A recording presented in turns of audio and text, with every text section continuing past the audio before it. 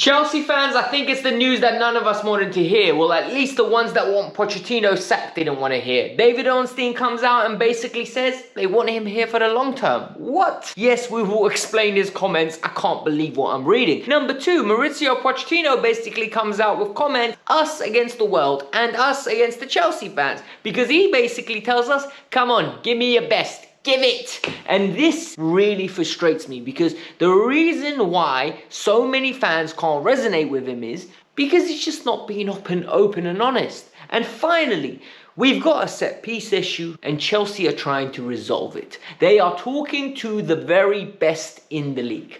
Brentford's specialist is talking to Chelsea and they're trying to acquire him. Yes, Brentford aren't in the top 6, but it doesn't matter. They're the best for set pieces. I think only Arsenal can compete with them. Let's get into it. Let's talk about it. Let's go. Alright, so before we get started, please hit the like button. 1,000 of you would be absolutely marvelous. It just shares the channel around. Subscribe if you're new. I want 30 subscribers from this video. So please make sure you hit that. But we need to start with what's gone on, because I actually can't believe that this is happening.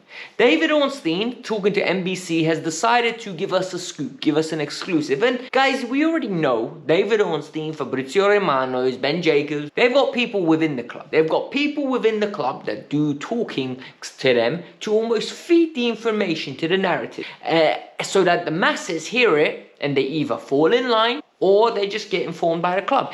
It's what happens in 2021, and it happened before as well. It's just now we've got Twitter, now we've got social media, now we've got channels like mine that are covering this and giving you guys the information, so it's always in your face. You can't avoid it. So the reality is, Chelsea at this moment in time are happy to keep Mauricio Pochettino. If anything, they're going to give him every opportunity to turn this around and be here for the long term. They believe that they would prefer to move on with him. And a lot of people are going to go absolutely berserk on this. But I'm going to explain what I think they're trying to do, what they're trying to say. Nowhere did they say, this is our long-term manager. They said they would prefer for him to be our long-term manager. And of course they would. They want him to go on and win the next 12 games.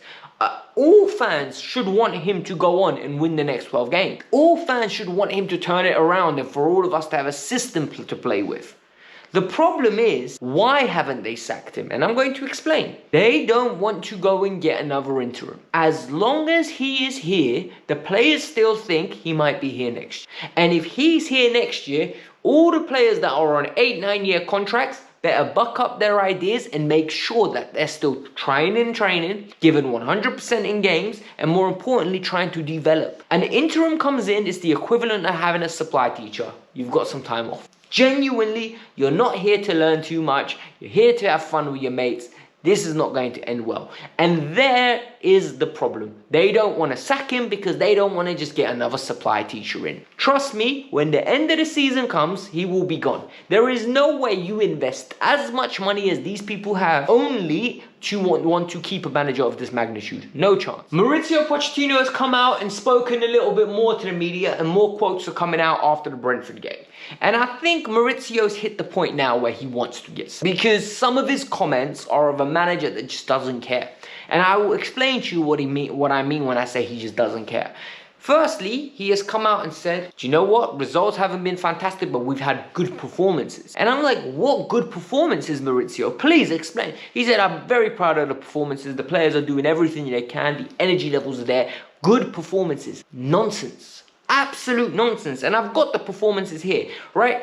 The last 7 games in the Premier League since basically the halfway point of the season. Luton win 3-2. 70 minutes, perfect performance. After that, 20 minutes, could have drawn the game. They hit the post twice, for crying out loud. Second one, Fulham at home. Fulham at home, nicked it 1-0. 50-50 game. A lot of people would have said, good performance.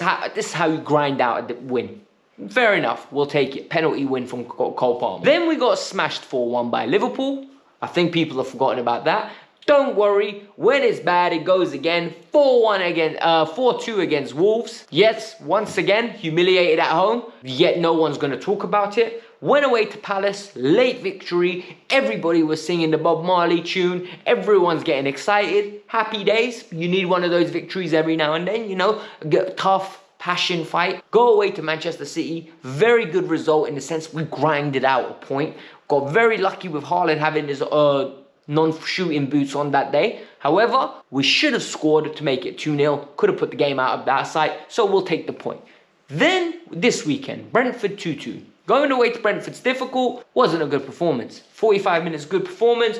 35 minutes poor performance. Got back into the game at the end. Little bit of passion, little bit of fight. Wasn't a good performance. You cannot be picking up, in my opinion, 11 points from a possible 21 and say it's good. It's not. It can't be good. Like, this is Chelsea Football Club, for crying out loud. 11 for 21 is not good. Like, it's a problem. When we start saying 11 from 21 is good, then we have issues. Performances aren't good. Results aren't good. There's a reason we are where we are, right? Then that's the best way I can put it. And what I don't like is what he says after. He says, I'm going to give you the reasons. Things aren't perfect. If you're going to listen, listen. Perfect. If you don't want to listen, that's okay too. Okay, cool. We get that. You're being open and honest. Then he goes on to say, the players are giving their best. If you're going to boo anyone, boo me. I'm strong. I'll take it. Don't boo the players. So you've done two things there, big man. Either the players are psychologically weak and they can't take being criticised, or you just don't care and you're going to accept it because you're putting on this whole macho man Randy Savage style. Bro, I don't want to hear it. Reality is you need to accept the responsibility for what is going on, geezer. Because the problem is we aren't picking up results. Our performances are not getting better. I think we're playing worse football now than we were in the beginning of the season when we lost to Nottingham Forest, where we lost to West Ham. At least then we had performances that I could lean on.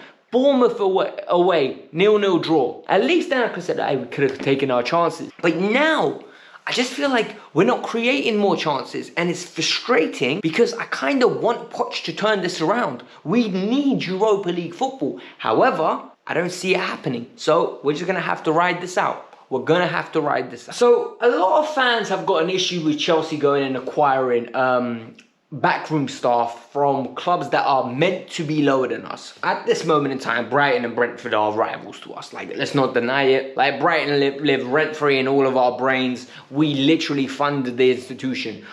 We have paid around about £250 million there. Honestly, Tony Bloom is making like Chelsea water bottles with the money that we've given him. Literally, he's got £20 notes around a water bottle. He's sipping on our tears because that's how much money we've invested into their company. However, it looks like Chelsea at this moment have realised we've got a set-piece issue. I could have told you that. This has been prior to Mauricio Pochettino, so I'm not even going to criticise Mauricio for this.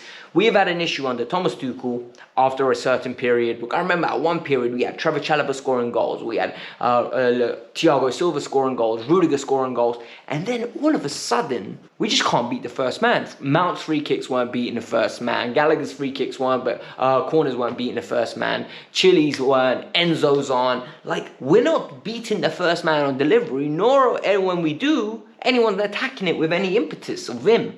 So we've got an issue from set pieces, and whether it's defending them or attacking from them, which is not good. So who's the best in the industry in our league? Well, number one, Brentford are absolutely phenomenal. There's like statistics to back this up. There have been articles written on how good they are, and Bruno Shiva, I think that's how you pronounce it, or Kuva, I can't pronounce his name, sorry if I butchered your name, geezer, but he has been so imperative in Brentford being one of the best. Arsenal are winning games based on set pieces and absolutely dominating in that area. Why are Chelsea fans upset that we're trying to go and acquire someone from Brentford? People like, we're not a mid-table club. Guys, I think we need to understand that not all medical staff and that are the best in the industry only operate at the biggest club. Sometimes people work at lower institutions and they make a step up and they go to the next level and then they push themselves. We need to stop being so reactionary with stuff that we really don't know a lot about. For example, we don't know a lot about the medical staff. We can't be so reactionary when we hire someone from Swansea, or if we get a scout from somewhere, or if we get a loan manager, or if we get a data analyst. I think football has got to the point now where everything is oversaturated. There's just so much information out there. There's so much content to take in, whether it's my channel every day, or whether it's the BBC News, Sky Sports News on a bigger platform, or whether it's the club feeding us information, whether it's Fabrizio, whether it's Ornstein, whether it's me, whether it's Eunice, whether it's Matisse. You're getting information from everywhere. So what happens is we're becoming obsessive, and then we start macro analyzing every little detail. Everything needs to get calculated. Everything needs to be thought of. And then we get upset because things aren't going well on the pitch. So what we do is we lash out our frustration on everything else. When in reality, why is it not going wrong on the pitch? Why is it going wrong on the pitch? Because while players aren't performing well enough, we're not set up structurally right, and the directors aren't investing in the right areas. What can we control from now till the end of the season? Poch putting in a system in place and the players scoring their chances and defending as a team. So why don't we do it? Like, the reality is we can't control all of the intangibles. We can get frustrated about it, but we just need to be a little bit realistic. Like, I think this is going to be a good acquisition for Chelsea if we can get this across the line. I think this will be somebody that comes in. Hopefully the manager is acceptive of these methods and just allows us to develop in an area that we're clearly weak at. But it is what it is. I hope you lot enjoyed it. Now, if a lot of you have been asking for Jose Mourinho as the interim, I don't understand why, but here's a video where I give you 5 reasons on why Jose Mourinho isn't the right hire for Chelsea next. And then here's a video on the other side where I talk about who I would have as an interim. That video explains everything you need to know regarding the interim I would put in place, why I would put him in place, and then where I would go after that. So enjoy that. Go watch a little bit more Kavkas View. Get in your daily dose. Peace out. I'm out. Have a lovely day.